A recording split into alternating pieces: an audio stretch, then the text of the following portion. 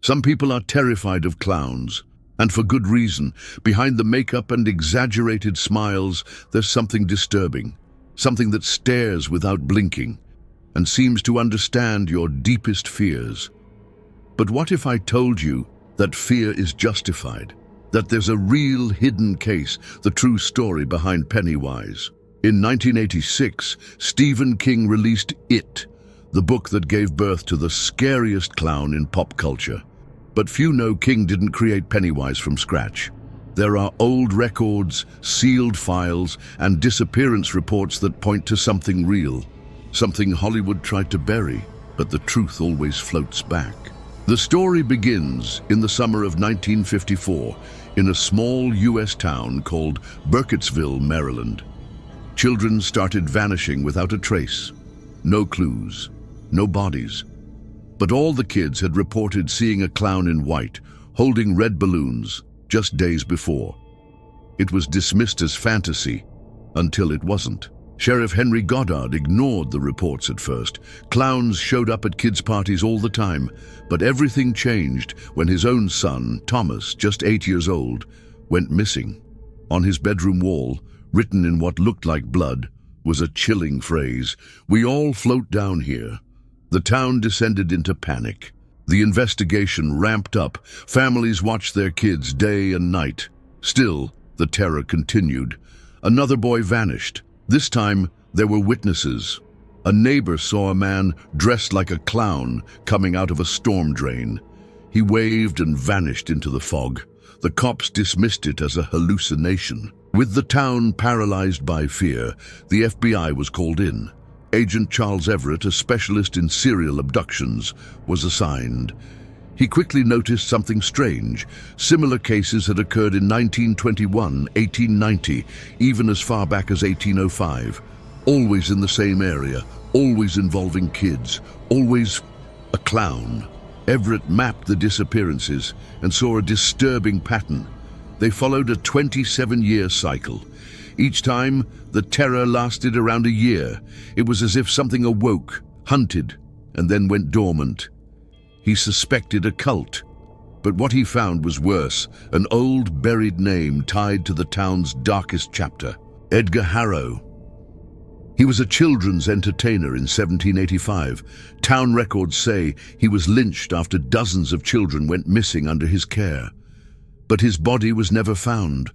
Rumor had it he cursed the town before he vanished. Locals whispered that his soul had become something hungry.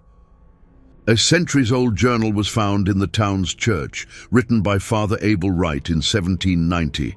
He described a creature that takes the form of a clown and lures children with promises of fun before devouring them. He wrote, "It's not human, it's fear itself, dressed as a joke." Everett took the journal to a specialist in ancient religions. The expert said the creature resembled an old Babylonian demon called Igigi, a fear-eater that takes forms children trust.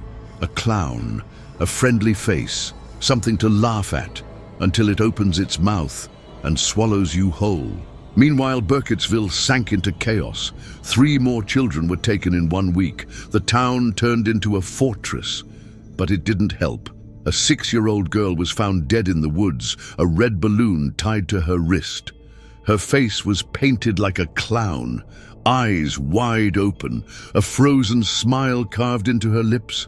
Sheriff Goddard suffered a mental breakdown. He was hospitalized, mumbling nonsense. He kept repeating, "He laughed at me, and I laughed back." Agent Everett requested backup, but his superiors told him to walk away. "Higher forces are involved," they warned. Everett didn't listen. He dug deeper. He dug. He found a survivor, Ellen Crowley, now 83, who lived in the town in 1921. She said she saw the clown as a child. "He came to our school, called us to play. The others went. I ran." She never saw her friends again. "He never ages. He never leaves. He's always waiting." Everett tried to publish his findings. No media outlet would touch it. Shortly after, he was fired and vanished mysteriously. His apartment was locked from the inside. The only clue was one word written on the fog bathroom mirror: float. His case remains unsolved to this day. Years passed, the case faded, then Stephen King, while visiting old US towns, heard the story. He started digging, found records of the disappearances, the priest's journal, Everett's work. What he uncovered disturbed him so much, he turned it into fiction, but he left hidden warnings inside. It isn't just horror, it's a code. King sprinkled real clues between the lines: the 27-year cycle, the storm drains, the red balloon, all based on real reports. He knew Hollywood would glamorize it and bury the truth beneath entertainment. But those who know see the signs. When the movie dropped in 1990, some researchers noticed scenes matching old police reports. They tried reopening the Burkittsville case, but the evidence was gone. A random fire destroyed police records. The town never recovered, and the fear still lingers in the shadows. In 2017, during the new It remake, a boy named Lucas Roberts vanished near Burkittsville. The only thing left was his notebook. It had a drawing, a clown holding a red balloon. No fingerprints, no leads, just silence. And the feeling that something had woken up again. Nearby surveillance caught a blur emerging from a drain. Technicians called it a glitch, but enhanced footage showed two eyes, white face paint, sharp teeth. The image was deleted from public records, but it leaked to the deep web. Paranormal investigators still whisper about it. A group of YouTubers investigated the Burkittsville case. They stayed 3 nights. In the final video, they film an abandoned house. Suddenly, faint laughter is heard. Then a whisper. "Wanna play?" The stream cuts. 2 members were never found. The footage was banned. Burkittsville has since been removed from maps. The US government labeled it an environmental risk zone, but old locals still tell stories. On stormy nights, you can hear a voice echo from the drains, and if you ever hear a laugh out of place, run, or you'll float too. Most think Pennywise is just fiction, but every detail has roots in reality. The red balloon means lost innocence. The clown's form was chosen because it's harmless until it's not. And the 27-year cycle remains one of the most disturbing unsolved mysteries in US history. Some say the creature still sleeps beneath the town, waiting for new children. Others believe it moved on, that it now feeds wherever there's fear, laughter hiding screams, and shadows that don't match the light. Fear is universal, and it thrives on it. In 2023, archaeologists found a 13th century cave painting in Germany. It showed a clown-like figure surrounded by crying children. The creature had sharp teeth and glowing eyes. Below, in Latin, ille ridet, et timor nascitur. He laughs, and fear is born. Whether Pennywise is real or not depends on how much truth you can handle. Stephen King tried to warn us. Everett tried to expose it. Many paid the price. Still, the truth stays buried under city streets, maybe waiting, maybe watching, maybe grinning. Our fear of clowns is ancient.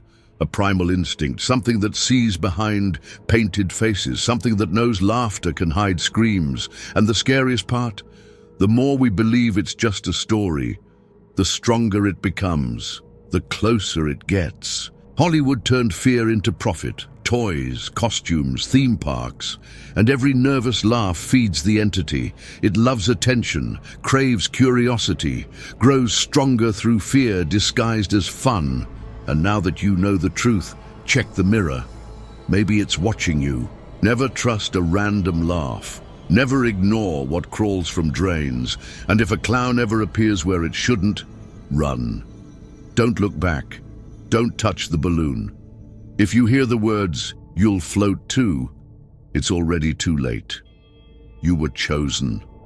It tasted your fear. This is the story Hollywood buried, the case sealed, silenced, corrupted for decades, but it never truly vanished. Because fear never dies. It just takes new forms. And sometimes it wears bright colors, paints its face, and grins too wide. Pennywise wasn't invented. Pennywise has always been here. Now that you know the truth, look around. The world still has dark corners, forgotten drains, lonely laughs at night. If something invites you to play, don't answer. And remember, the next victim could be anyone, because in the end, we all float, and it never stops.